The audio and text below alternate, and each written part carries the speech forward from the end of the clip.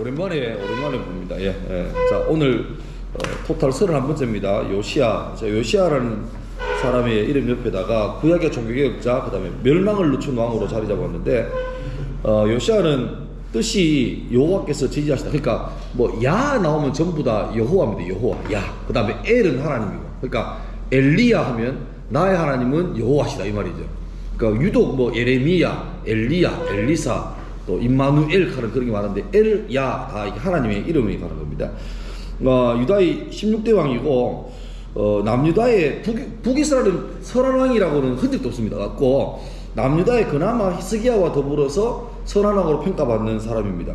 그러니까 히스기야가 자기의 어떤 증조 할아버지고 맞습니까? 그 다음 므낫세, 그 다음에 아몬인데 므낫세가 하여튼 제일 악한 왕입니다. 기억나십니까? 히스기야가 죽게 되었을 때 그가 기도해서 15년 연장 받았잖아요.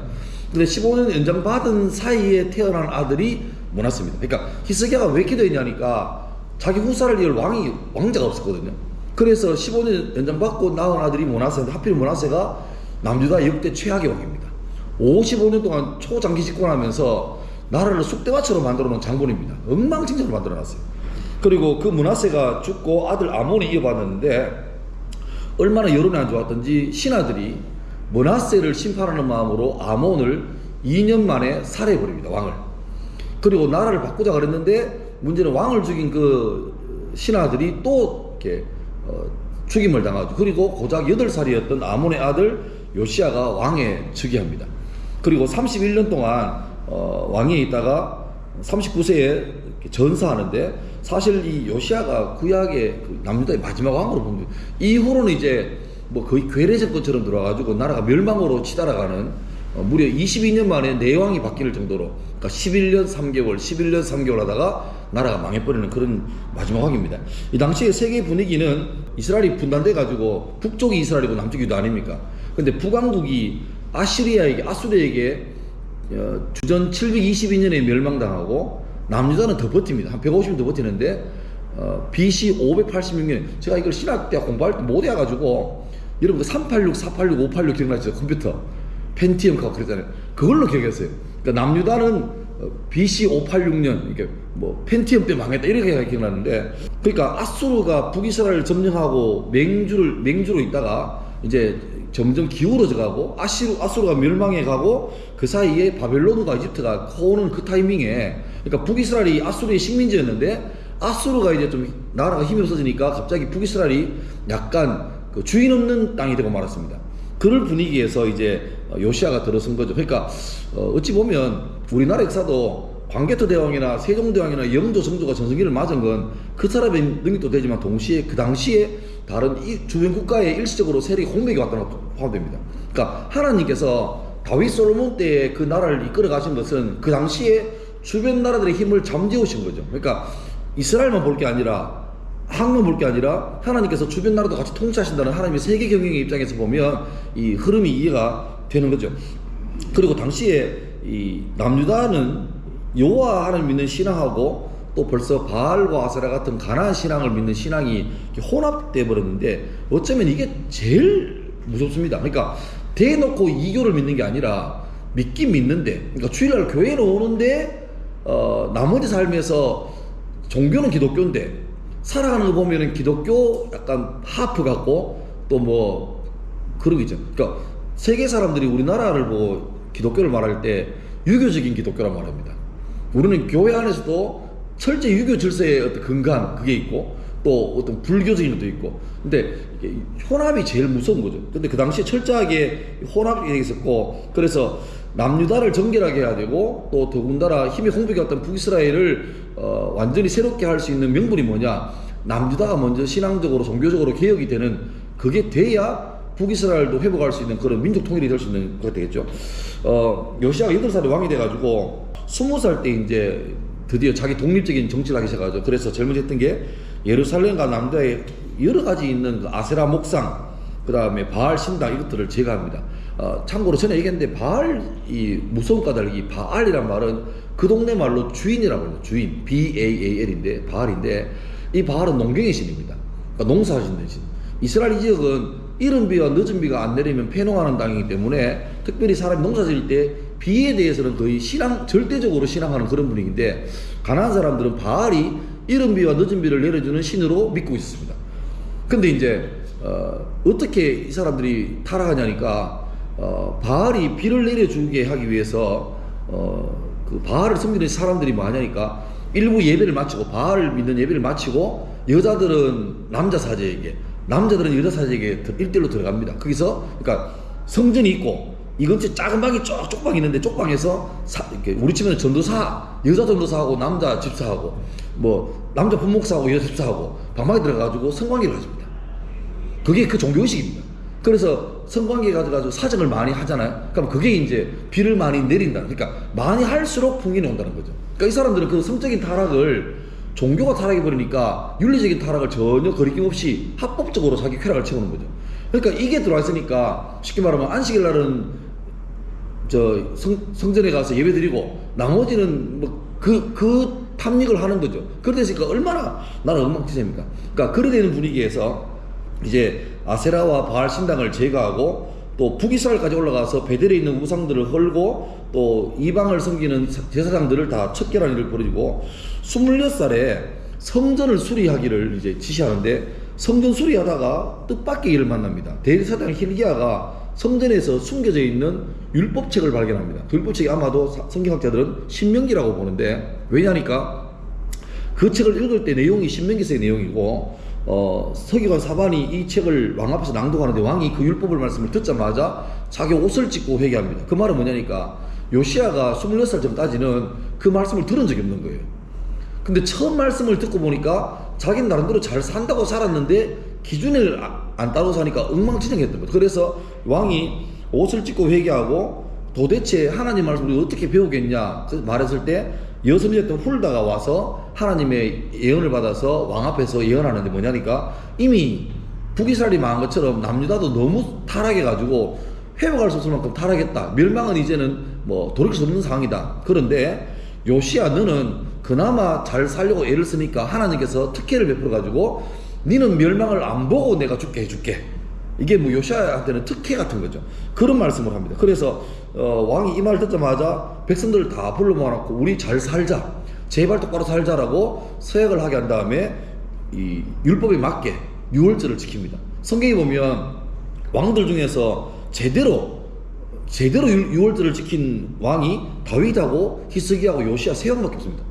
솔로몬 때부터도 유월절을 제대로 안 지키고 엉망이었는데, 다윗하고 히스기야하고 요시야 요 세 왕만 바로 지켰습니다. 그래서 성경이 평가하는 요시야처럼 진심을 다해서 하나님께 바로 살려고 했던 사람은 전에도 없고 후에도 없다, 이렇게 나오는데, 결과적으로 북이스라엘 영토가 상당수 이제 회복되었고, 당시의 남유다의 분위기는 요시야가 우리 민족을 구원할 메시아가 아닌가라는 분위기까지 들 정도입니다. 그러니까 너무 잘하시니까. 그러니까 분위기가, 자기도 잘하지만 일시적으로 인근에 아수르나 바벨론이나 이집트가 세력이 공백했기 때문에 잘하면 이대로 나가다 우리가 다윗 때처럼 회복하겠는데, 그러니까 요시야가 이제 메시아처럼 추앙받는 그런 분위기죠. 그러니까 요시야는 너무너무 대단한 왕이었습니다. 그런데 역사가 참 아이러니한 게, 그 잘 나가던 요시야가 갑자기 역사에서 사라져 버립니다. 이 당시에 아수르가 잘 나가다가 이제 기울어져 가고, 신흥 강국이었던 바벨론이 메디아라는 왕국과 결탁해서 이 아수르하고 전면전을 이렇게 칩니다. 갈그미스에서 치는데 아수르가 자기가 망해가니까 급하게 이집트에다가 원군을 청합니다. 와서 나를 도와주면 좋겠다. 그래서 그때 성경에는 바로 느고로 나오는데, 세계사에서는 이 네코 2세, 네코가 느고죠. 바로 느고 2세가 아수르 왕의 말을 듣고 바로 안 오고 잠깐 머뭇거립니다. 내가 볼 때는 앞뒤를 재봤는 것 같아요. 아수르가 좀 지는 애인데 저를 도왔다가 되겠느냐, 바벨론에 붙으니까 고민하다가 그 예정을 생각해서 아수르 도와주려고 올라가는데, 문제는 뭐냐니까, 옆에 지도 보시면 알겠지만 이 이스라엘이라는 동네가 아프리카와 유럽과 아시아 한가운데 길목에 있습니다. 그러니까 아수르나 뭐 이집트나 아니면 로마 제국이나 어느 대륙에서 한 나라가 크면 원정 가기 위해서 반드시 이 이스라엘을 지나가는, 장사하면 참 목 좋은 곳인데 이 나라가 있기는 너무너무 좀 불리한 곳이죠. 우리나라 똑같습니다. 우리나라가 청일전쟁, 러일전쟁을 우리나라에서 다 했잖아요. 왜냐니까 열강들의 그 앞마당입니다. 앞마당. 그러니까 딱 그런데 이 요시아가 지금 나라가 안정되어 있는데 갑자기 이집트에서 바로 누구가 대형 원군을 끌고 북쪽으로 진출하는데 자기 나라를 지나가거든요. 그러니까 자기도 이제 자신감도 붙었고 그 파라오가 지나가지 못하게 이렇게 막았습니다. 그러니까 바로 누구는 지금 이스라엘은 안중에 넣었고 빨리 올라가 지금 터키 쪽에 있는 갈그미스에 가가지고 아수르하고 바벨론의 세계대전에 참전해야 되는데 요시아가 끼어드니까 처음에는 좋게 부탁합니다. 그 요시아 니한테는 내가 그 용무가 없다. 지나가기만 할 테니까 길만 열어주면 너희한테는 아무 피해 없이 내가 그냥 지나만 갈게. 그렇게 말했는데 요시아가 안 비켜줍니다. 웃기지 마라. 이렇게 어차피 요시아 자신 있었던가 봐요. 그러니까 지나가지 마라. 네 나라인데 왜 지나가냐. 그러니까 바로 누구가 이게 아닌데 예상외로 발목이 잡히니까 다시 청하죠. 하지 마라. 내 지나갈게. 그냥 괜히 니하고 내가 붙으면 니가 안 좋다. 죽는다. 근데 요시아가 조금 분위기 파를 뭐했는지 안 버팁니다. 안 가고. 그래서 결국 예상에도 없는 이집트하고 남유다군이 전쟁을 하는데 여기서 뭐 전쟁이랄 것 없이 박살이 납니다. 유다가 박살이 나요. 그리고 그 전쟁에서 요시아가 나름 변장까지 하고 자기 신분을 숨기고 왕복을 벗고 참전하는데 활에 맞아요. 부상을 당해서 급하게 예루살렘으로 활 맞은 채로 부상병을 옮기지만 예루살렘에 도착하자마자 요시아는 죽고 맙니다. 그러니까 이게 이제 어마어마한 충격이죠. 왜냐니까 남유다 사람은 자기 나라는 이 정도 되면 절대 안 망할 줄 알았습니다. 그리고 요시아는 거의 메시아 분이거든요. 근데 그 요시아가 나라를 지키려고 전쟁에 참전했다가 하나님이 도와줘도 유분수지 도와주지 못할 망정 거기서 활을 맞고 전사해버립니다. 갑자기 남대 찬란한 태양이 한 방에 치고 말죠. 결국 이렇게 잘 넘어가십니다. 근데 그 요시아가 전쟁에 나갔다가 이집트하고 전쟁 장소가 무깃도라는 장소인데 요 무깃도가 참 희한한 앞에 지도 보시면 나오는데 무깃도가 그 해변길하고 왕의 대륙하는 그 우리 세계사 보면 왜 실크로드 이런 거 있죠. 초원의 길처럼 이 지역에도 큰 도로가 두 개 있는데 해변을 따라가는 해변길이 있고 약 내륙으로 하는 왕의 대륙가 있는데 요 두 큰 고속도로가 만나는 크로스되는 인터체인지가 무깃도입니다. 그러니까 무깃도라는 지역은 옛날부터 계속 수시로 전쟁할 때마다 여기서 전쟁을 너무 많이 한 우리 치면 어떻겠습니까? 뭐 동두천이나 뭐 철원, 문산, 파주 같은 이런 전쟁에 하고 딱 맞는 그런 도시거든요. 그리고 바로 옆에 이스라엘 평지가 있어가지고 이 무깃도라는 얕은 언덕인데 이 언덕을 차지하기만 하면 주변에 사주기가 너무너무 수월하고 또 평야가 있기 때문에 어떤 군수물자가 이렇게 용이한 굉장히 요충지입니다. 그래서 계속 전쟁이 많았었는데 그 이스라엘 가면 텔이라는 지역이 있습니다. 텔이 뭐냐니까 도시가 있다가 전쟁에서 이렇게 망하잖아요. 그러면 그 도시가 폐허가 되는데 그 위에 또 도시 짓습니다. 그럼 또 망하면 또 짓고 또 짓고 해서 이 큰 언덕이 되는데 그 언덕을 파보면 한 대여섯 개의 유적이 나오는 겁니다. 그러니까 우리 어떻게 보면 언덕 같은데 파고보면 언덕이 아니고 몇 개의 어떤 문명이 이렇게 있는. 그래서 지금 우리 이스라엘 가면 텔이라는 이름이 많잖아요. 텔아비브 한국도 텔아비브입니다. 아비브라는 텔입니다. 그러니까 다시 말하면 텔아비브도 그 동네 밑에서 처음에 얕은 언덕이었는데 도시가 하나 섰다가 전쟁에서 패망하면서 또 다시 도시 짓고 이런 거죠. 그러니까 언덕이 되는 게 텔아비브인데 이 하여튼 이스라엘 사람에게 무깃도는 워낙 전쟁이 많기 때문에 재밌는 사실은 요한계시록에 뜬금없이 16장 16절에 세 영이 히브리어로 아마겟돈이라는 곳으로 왕들을 모으더라. 인류 최후의 전쟁이 생기는 장소를 아마겟돈이라고 하는데 그 아마겟돈이 바로 무깃도입니다. 그러니까 히브리어의 하르라고 하면 산이고 그 하르 무깃도가 무깃도 산이죠. 그러니까 요한계시록 보면 여기에서 마지막 인류의 어떤 우리 지금 치면 3차 대전이 생긴다. 그 지명된 장소가 아마겟돈인데 그 아마겟돈이 바로 무깃도입니다. 그래서 우리 위키피디아 영화도 있지만 소행성이 지구 충돌해서 지구가 멸망하게 됐다. 그 상황을 그린 영화 제목이 아마겟돈이잖아요. 그러니까 그게 한 무깃도입니다. 한 무깃도. 그래서 이 아마겟돈에서 무깃도에서 요시아가 전사한 기록이 있습니다. 요시아가 죽은 다음에는 속수무책으로 나라가 멸망되는데 요시아가 죽자마자 여호아하스가 왕이 됐는데 아들이 됐는데 3개월 만에 이 바로 누고가 와서 이 유다에게 엄청난 공물을 요구하고 결국 여호아스를 폐위하고 동생이었던 엘리야김을 여호야김으로 이름을 바꾼 다음에 왕으로 이집트에서 임명합니다. 그러니까 이스라엘 유다 왕이 맞게 맞는데 벌써 괴뢰집도 들어선 거죠. 그리고 꼭두가시 인물을 앉혀놨는데 여호야김이 죽은 다음에 그 아들 여호야긴을 왕으로 세워놨는데 3개월 만에 바벨론으로 데리고 갑니다. 왜냐니까 얘가 좀 이렇게 교만해가지고 바벨론에서 대들었거든요. 대들으니까 대번 잡아가 버립니다. 그리고 그의 숙부 삼촌이었던 마따디아를 왕이 앉히고 시드기야로 개명하고, 이 시드기야가 또 가만히 있으면 됐는데 그 수많은 예레미야 같은 선자가 계속해서 왕이여 제발 독립운동 하지 말고 망해라, 져라, 지는 게 주님 뜻이다 라고 말했는데, 그때 예레미야는 매국노 취급받고 하나님 뜻이 아무리 말해도 웃기지 마라, 우리 독립한다, 우리는 안 망한다, 여호와가 우리 신이다 이렇게 했기 때문에 예레미야는 매국노로 취급받고 계속 울죠. 그래서 눈물의 선지자고, 결국 시드기야가 바벨론을 배반을 했는데 체포돼 가고, 시드기야 보는 눈앞에서 자기 아들들 왕자들이 다 몰살당합니다. 그리고 아들을 몰살시킨 다음에 이 바벨론 왕이 이 시드기야의 두 눈을 뽑아버립니다. 그리고 벌써 잡혀갔던 그 여호야긴은 살아있었는데 한참 있다가 이 바벨론 왕이 좀 복권을 시켜줘가지고 바벨론 제국에서 패망한 나라의 군주지만 거기에서 나름 왕자처럼 대접받고 왕과 함께 겸상하는 그런 일까지 생기는데, 요 시드기야가 잡혀간 다음에 예루살렘 성이 완전히 멸망되는 게 기원전 586년. 그래서 남유다의 그 다윗 때부터, 사울 때부터 이어졌던 유다가 이제 이때부로 종집을 짓고 마무리되는 거죠. 총 역사가 한 500년밖에 안 돼요, 남유다도. 예.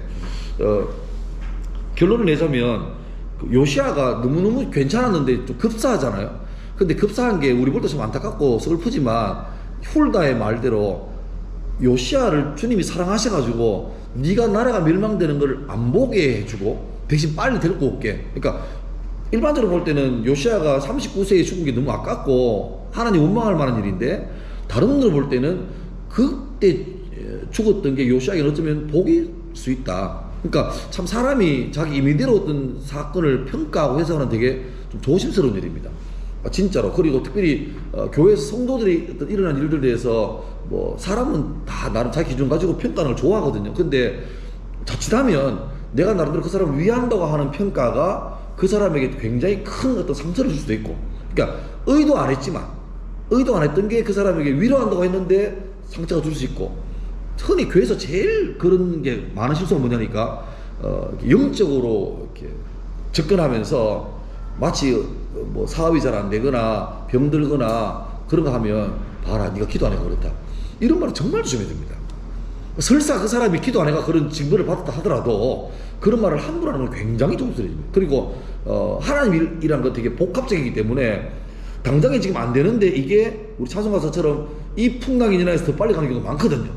그러니까 하나님께서 플랜 B를 향한 어떤 계획이었는데 그거를 멀리 못 보고 그냥 당장 내 눈앞에 저 봐라, 기도 안 해도 될 줄 알았다, 이런 말 하는 거는 그거는 그 사람에 대한 인격적인 어떤 도전임에도 동시에 하나님의 어떤 섭리에 대한 어떤 비방이 될 수도 있기 때문에 정말 조심해야 됩니다. 그리고 예루살렘이 완전히 멸망하면서, 유다가 멸망하면서 이제 그 바벨론에서 파송한 시위대장이 전부 다 잡아갑니다. 다니엘 같은 귀족들을 다 잡아가고 폐허가 된 이스라엘 땅에는 여기 나오죠. 열왕기하 25장 12절에 그 땅에 비천한 자를 남겨두어 포도원을 다스리는 자와 농부가 되게 하였다. 쉽게 말하면 그 땅 관리할 사람, 사회적으로 미천한 사람만 남겨두고 쓸만한 사람은 다 데리고 가버립니다. 근데 이건 여러분 우리 왜 구약 보면 그거 나오지 않습니까? 그 안식년 하나 나오죠. 땅도 왜 6년 동안 일하고 7년째 쉬게 하고, 또 희년이라 그래서 49년 동안 일하다가 50년째 쉬게 하고. 근데 그 법칙이 사람에게도 땅에게도 통합니다. 뭐냐 하면 하나님께서 이스라엘 민족을, 야곱의 가족을 70명을 이집트로 옮기잖아요. 옮기고 400년이 훨씬 지난 다음에 다시 옮겨오거든요. 근데 그동안에 뭐냐니까 땅이 쉬었대요. 땅이 쉬었대요. 그리고 남유다가 멸망해서 박살나고 잡혀갔는데 70년 후에 다시 돌아오거든요. 근데 이 사람들은 포로로 잡혀갔다가 회개하고 돌아오지만 성경에서는 그 70년 동안 그 땅은 안식을 누렸다는 말이 나옵니다. 다시 말하면 하나님의 형상인 사람이 그 땅에 살면서 잘못 살면 사람도 데미지가 있지만 그 땅도 하나님의 형벌을 받는 거예요. 하나님께서 심판하셔가지고 그 사람들을 다른 곳으로 옮겨가서 특수훈련 받게 합니다. 그리고 그 사이에 이 땅도 그 옛날에 제대로 살지 못하는 사람 때문에 피곤하고 힘들었던 그 과정을 멈추고 쉬게 합니다. 그래서 안식한 다음에 새롭게 출발하는 그런 경우가 있거든요. 그러니까 남유다는 멸망해서 잡혀갔지만 하나님 그 사이 동안에 그 하나님께 택하신 땅 가나안 땅을 완전히 쉬게 안식해서 새로운 곳으로 출발하는 과정을 준비하는 과정이다. 그러니까 이거 보면 참 하나님께서 백성이 타락하니까 옮기시고 그 땅 안식을 얻게 하는 하나님의 통치 이런 걸 볼 수 있습니다. 결론 내자면 최근에 한국 사회가 무서운 게 탈종교화가 심각합니다. 이제는 쉽게 말하면 옛날에는 인구 중에 한 70% 가까이가 그래도 명분상으로도 종교를 가지고 있었는데 지금은 특히 젊은 세대는 노골적으로 종교가 무관심하고 또 어떤 적대적인 게 되게 많습니다. 그래서 걱정되는 게 앞으로 한 세대 지나고 나면 이 땅에서 교회 혹은 기독교 학교의 자리가 어떨까가 좀 심각하게 좀 걱정이 되는 건 사실입니다. 어떡할까. 근데 한편 소망되는 거는 역사를 통해 보건데 하나님께서는 여전히 아무리 혼탁한 상황 중에도 하나님은 도도하게 흐르는 강물처럼 자기의 방향을 가져가십니다. 그러니까 여전히 엉망이 상황 가운데도 주님께서는 여전히 통치자가 되셔가지고 이 땅을 다스려가는 그거는 소망이 되는데 우리 입장에서는 참 걱정되는 게 어찌할까 걱정되는 그런 과정에서 그때 하나님께서 부르시는 게 누구냐니까 바로 하나님 마음을 이해하고 또 하나님 마음으로 이 땅을 위해서 충고할 수 있는 사람들을 불러 세우신다는 책임감을 느껴봅니다. 우리 2학기 하면서 이제 요시야를 보면서 우리 마음속에 한편으로는 하나님께서 우리 학교 가운데 하고 우리 가운데 이 상황에서 나를 이곳에 보내셨는데 왜 보내셨는가? 그러니까 절대 주님 앞에서는 실수는 없으신데 나를 보낸 이유가 무엇인가? 왜 하필이면 이 타이밍에 이곳에 나를 이 모습으로 보내셨는가를 잘 돌아보시고 분명한 것은 하나님은 실수도 없고 하나님의 계획에는 흐트림도 없기 때문에 약속하신 의도와 뜻이 있거든요. 그래서 그걸 잘 살피고 우리의 어떤 요구에 하나님 말씀을 맞춰가는 게 아니라 부단히 자기를 깎고 내려서 하나님 요구 앞에 자기를 맞춰가는 연습을 잘 할 수 있기를 주의 이름으로 축원합니다. 같이 함께 기도하겠습니다.